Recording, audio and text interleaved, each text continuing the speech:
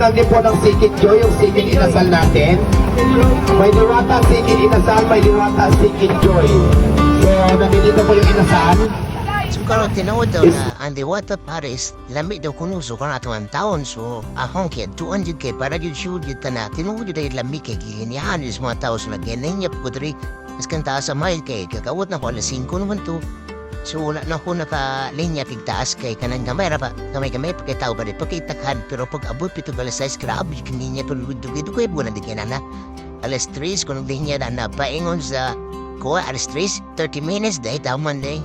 Then padulong din sa kuan, padulong sa kanan patuyok ng linya, si pared day ang linya sa isikin niya o kuan.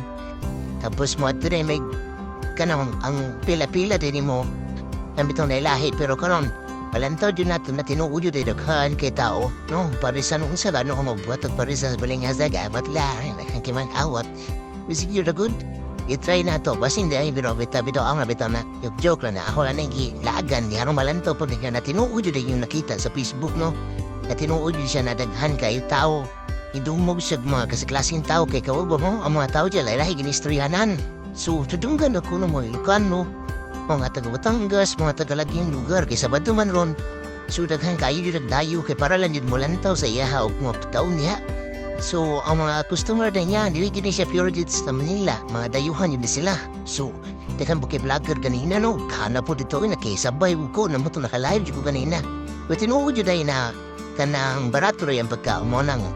Daghan yun kaya mag, kaundi ha. Kaya simple, kay 100, asa ka na. Makatao na ka na ng 100. So, mura niya akong paalantaw na inyo kay grabe yung kintao eh. Pag abot dito gala sa kay ang linya sa gawas sa dala na dyan ang linya doha ka linya. Doha niya, daghan ko kay kipaw picture sa iya. Basta ganit mahuman na siya, grabe yung kay siya na working na tao eh.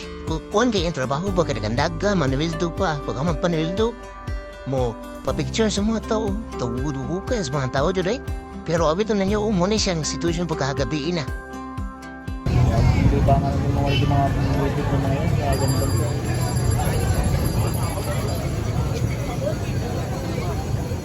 Ganda bumalik si Tony? wala rin sa tao.